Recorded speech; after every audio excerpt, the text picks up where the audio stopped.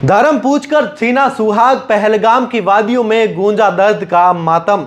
जम्मू कश्मीर के पहलगाम, जिसे mini Switzerland के नाम से भी जाना जाता है, उसकी हरी भरी वादियों में मंगलवार को आतंकवाद ने एक बार फिर इंसानियत को लहूलुहान कर दिया।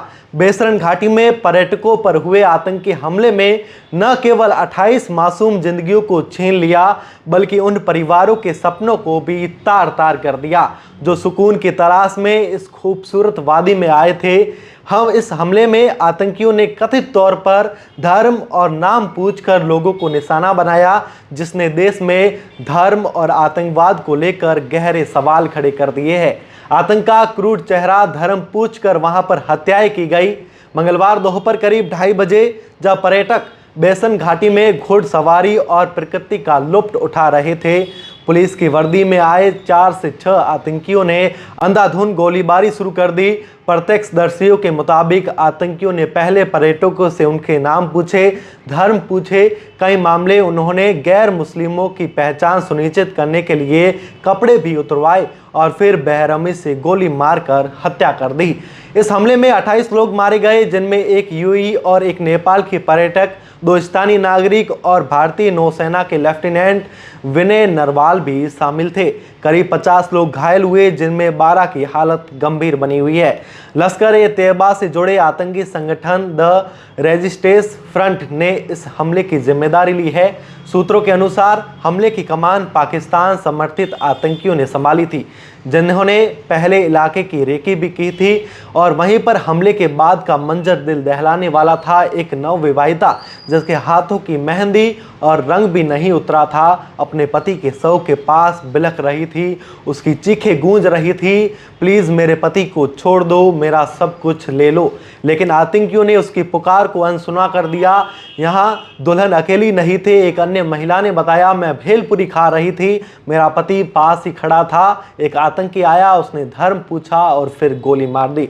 लेफ्टिनेंट विनय नरवाल, जो 19 अप्रैल को शादी के बाद अपनी पत्नी के साथ हनीमून मनाने के लिए पहलगाम आए थे, उन्होंने भी हमले का शिकार बन गए। वह भी, उनकी पत्नी सुरक्षित है, लेकिन उनके परिवार का कहना है कि हमारा बेटा देश की सेवा के लिए जिया, लेकिन छुट्टियों में भी उसे शांति नसीब नहीं हुई।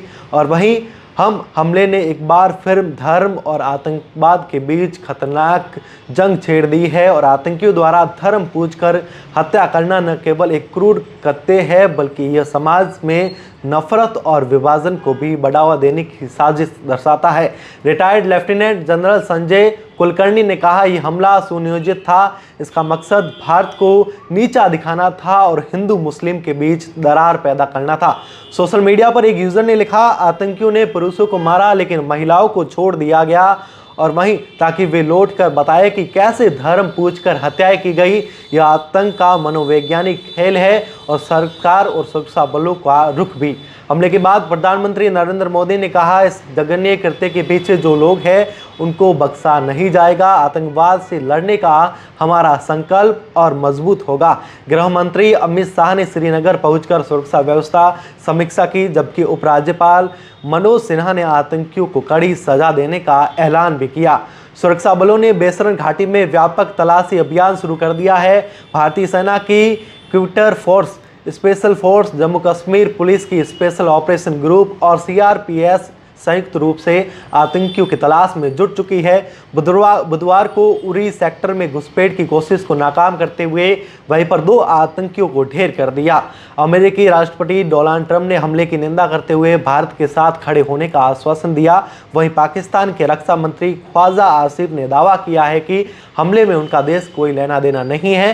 हालांकि भारतीय अधिकारियों ने कहा है, पाकिस्तान और पीओके में आतंकी ढांचा अभी भी सक्रिय है और यह हमला उसी की देन है। पिछले साल 35 लाख पर्यटकों ने कश्मीर का रुख किया था, लेकिन इस हमले में न पर्यटक पर असर रहा, वहीं कई पर्यटक पहलगाम छोड़कर जा रहे हैं और अमरनाथ यात्रा पर पहले सुरक्षा व्यवस्था को लेकर चिंताएं बढ़ गई है। स्थानीय निवासी मोहम्मद यूसुफ ने कहा, हमने घायलों को अपने खच्चरों पर अस्पताल पहुंचाया। पहलगाम में पहले कभी ऐसा नहीं हुआ। यह वाकई हैरान कर देने वाला जो खौफनाक मंजर था वो सामने आया। अब इस पूरे मामले को लेकर है जो पूरी जांच पड़ताल की जा रही है और वहीं पर है जो टीमें जुट चुकी है उन आतंकियों को ढूंढने के लिए। द खटक से मैं आपका साथी राजेंद्र सिंह, शुक्रिया।